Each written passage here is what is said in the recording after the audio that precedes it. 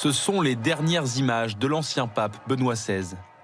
Il apparaît très affaibli, le visage amaigri, comme sur cette photo aux côtés de son successeur François en août dernier.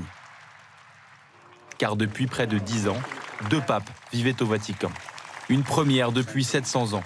Une situation inédite survenue après la démission surprise de Benoît XVI le 11 février 2013. Ce matin-là, une audience comme tant d'autres. Mais les cardinaux présents autour du pape sont loin d'imaginer le séisme qui se prépare. Bien conscient de la gravité de cet acte et en pleine liberté, je renonce au ministère d'évêque de Rome, successeur de Saint-Pierre. À 85 ans, Benoît XVI démissionne. Une révolution. Dans les mois et les années qui ont précédé, le monde a vu un pape décliner physiquement. Il n'est plus capable de traverser la nef de la basilique Saint-Pierre à pied. Il ne peut plus voyager. Avant de devenir Benoît XVI, le cardinal Ratzinger était un proche de Jean-Paul II. Témoin privilégié de son pontificat, certes, mais aussi de toutes ces dernières années de lente agonie. Atteint de la maladie de Parkinson, Jean-Paul II est resté pape jusqu'à son dernier souffle.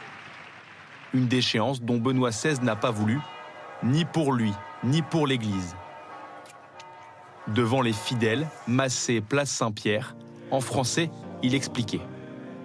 Ces derniers mois, j'ai senti que mes forces avaient diminué et je demandais à Dieu de m'éclairer pour prendre la juste décision pour le bien de l'Église.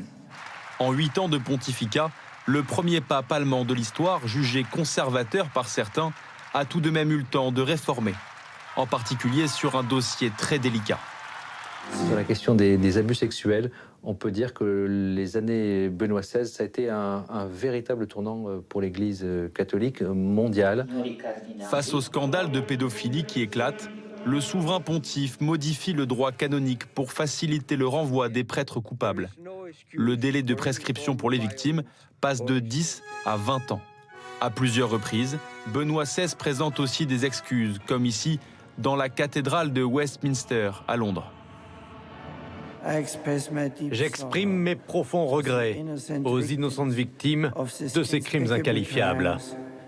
Toutefois, ces derniers mois, les affaires de pédocriminalité ont rattrapé Joseph Ratzinger. Il est mis en cause par un rapport en Allemagne sur sa gestion des violences sexuelles lorsqu'il était archevêque de Munich. Lui assure ne jamais avoir couvert de crimes. Benoît XVI s'est éteint aujourd'hui à l'âge de 95 ans. Sa renonciation ouvre désormais la voie à ses successeurs. Le pape François n'exclut pas lui aussi de démissionner en cas de graves problèmes de santé.